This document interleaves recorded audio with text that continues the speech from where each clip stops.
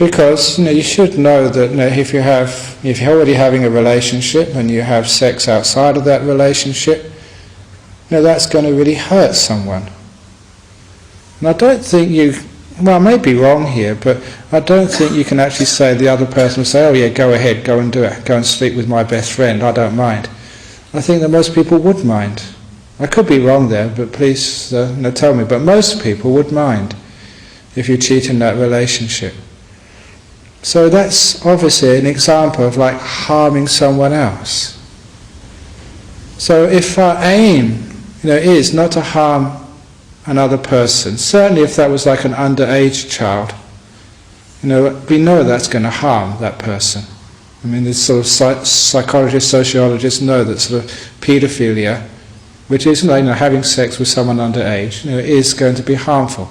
In the same way that misusing your position of authority as a teacher, as a counsellor, with your students, there's too much transference going on there. It's not a very clear relationship to complicate with any sexual or emotional or other entanglements. So that's usually a no-no as well. Why is it a no-no? Not because it's evil or because it says in some sort of book it's an abomination, simply because it's going to be harmful.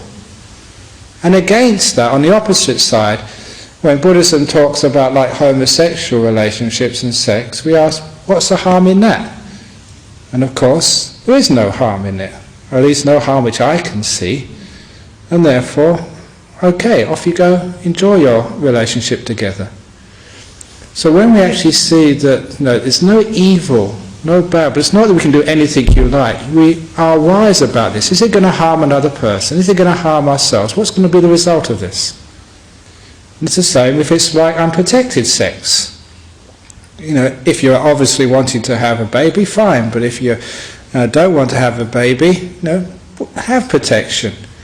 So the idea of in some religions that condoms being bad or sort of any type of contraception being evil, that certainly is not around in Buddhism, because it's not what you're doing so much, but why you're doing it and what the effect is. You're not harming anybody, you're not harming yourself, it's for the greater good, fine. That is called skillful. Just like a carpenter is skillful because they're making a piece of wood and they make it well, with little effort, and they make a beautiful piece of furniture afterwards. That's skillful. Unskillful is if they don't know what they're doing, they take a piece of wood and make a big mess of it. So not good, not bad, but skillful and unskillful. So with the way of sensuality, we always have to have some restraint because we know it's going to be harmful. So first of all, we should be wise to know what's harmful, what isn't harmful to us.